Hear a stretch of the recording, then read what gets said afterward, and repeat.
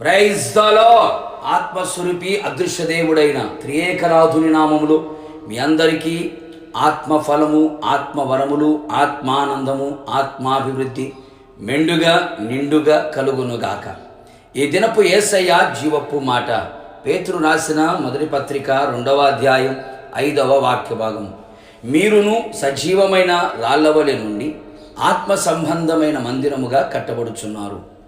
అనుదినము ఆత్మలో ఆనందించుచు ఆరాధించుచు ఆత్మచేత నడిపించబడుచు యేసయ్య ఆగమనము కొరకు ఆయుత్తపడుటకు అనుదినము ప్రయాసపడుచున్న ఆత్మ సంబంధులారా, ఆత్మీయులారా, మనమందరము ఆత్మ సంబంధమైన మందిరముగా కట్టబడాలి. అందుచేత ఆత్మ మనతో ఎప్పుడు నివాసం చేయాలి. ఆత్మ సంబంధమైన మందిరముగా కట్టబడినట్లు సజీవమైన రాళ్ళు కావాలి. ఆ సజీవమైన రాళ్ళు మనమే గనుక మన జీవిత విధానము సజీవమైన రాళ్ల వలె మారాలి. క్రీస్తు యేసే ముఖ్యమైన మూలరాయి ఉంటుండగా అపోస్తలులు, ప్రవక్తలు వేసిన ఆ పునాది మీద ఆత్మ సంబంధమైన మందిరముగా కట్టబడాలి. సజీవమైన రాళ్లతో కట్టబడిన మందిరము జీవము గల మందిరముగా, సజీవుడైన దేవుడు నివసించే మందిరముగా ఉండును. నిర్జీవమైన రాళ్ళు కూడా ఉన్నవి. అపరాధములతో పాపములతో ఉన్నవారు, సుఖభోగముల యందు అనగా దేవుని కంటే ఎక్కువగా సుఖానుభవమును కోరుకునేవారు, క్రియలు లేని విశ్వాసము, ప్రేమ కలిగిన వారు, కృతజ్ఞతాస్తుతులు చెల్లించని వాళ్ళు, శరీరానుసారమైన మనస్సు గలవారు. ఇవి నిర్జీవమైన అనుభవాలు. ఇట్టి స్వభావాలతో ఆత్మ సంబంధమైన మందిరము కట్టబడదు అని గ్రహించాలి. సజీవమైన రాళ్లతో కట్టబడాలి. పరిశుద్ధ గ్రంథములో యెహోషువ నాయకత్వంలో యోర్దాను నడుమ యాజకులు కాళ్ళు నిలిచిన స్థలములో 12 రాళ్ళు తీసుకొని వాటిని నిలబెట్టుడని సెలవిచ్చెను. అవును ప్రియులారా, నిబంధన మందస్సము మోయు యాజకులు అనగా సంఘక్షేమమే తన ప్రాణముగా ఎంచి భరించుచు సంఘాన్ని గూర్చిన చింత, భారము, బాధ్యత కలిగిన సేవకుల యొక్క నడిపింపులో మనం ఉండాలి. అట్టి నడిపింపులో ఉన్న మనము లోబడిన ఆ రాయి సజీవమైనది. ఆ రాళ్లకు సున్నము పూసి ధర్మశాస్త్ర గ్రంథములో ఉన్న వాక్యములు రాయమని చెప్పాను.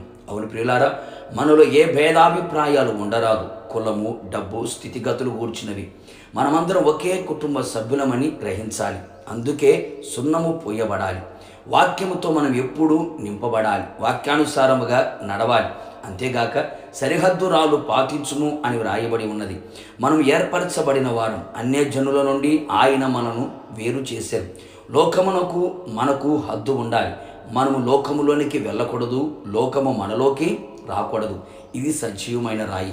ఇంకను మనము కాలుచున్న రాళ్ల వలె మారాలి. అనగా పరిశుద్ధాత్మలో ఎప్పుడు కాల్చబడుచు మండుచు ప్రకాశించే వారిగా ఉండాలి. వాక్యమును ధ్యానించుట చేత మన హృదయములు ఎప్పుడు మండుచు ఉండాలి. జయ జీవితముతో నడిపించాలి. ఇట్టి సజీవమైన రాళ్లతో ఆత్మ సంబంధమైన మందిరముగా కట్టబడుదుముగాక. ప్రార్థన. ప్రియ పరిశుద్ధాత్ముడా, ఈ పరిశుద్ధ పాదములకి స్తుతులు, స్తోత్రములు చెల్లించుచు ఉన్నాం. అవును తండ్రి, మేమంతా సజీవమైన రాళ్ల వలె ఉండి ఆత్మ సంబంధమైన మందిరముగా కట్టబడ్డానికి సహాయం చేయండి.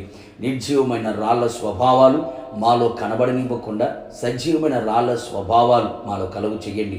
నడిపింపుకు లోబడిన వారిగా, ఏ భేదాభిప్రాయాలు లేని వారిగా, వాక్యానుసారంగా జీవించే వారిగా, హద్దులు కలిగిన జీవితం జీవించేవారిగా, జయ జీవితం కలిగిన వారిగా మీ సన్నిధిలో కనబడినట్లుగా క్రీస్తు యేసు ముఖ్యమైన మూలరాయి ఉంటుండగా అపోస్తులు, ప్రవక్తలు వేసిన ఆ పునాది మీద ఆత్మ సంబంధమైన మందిరముగా కట్టబడి మీరు అక్కడ సిద్ధపడినట్లుగా కృపదయ చేయమని యేసు నామములో అడుగుచున్నాను తండ్రి, ఆమేన్.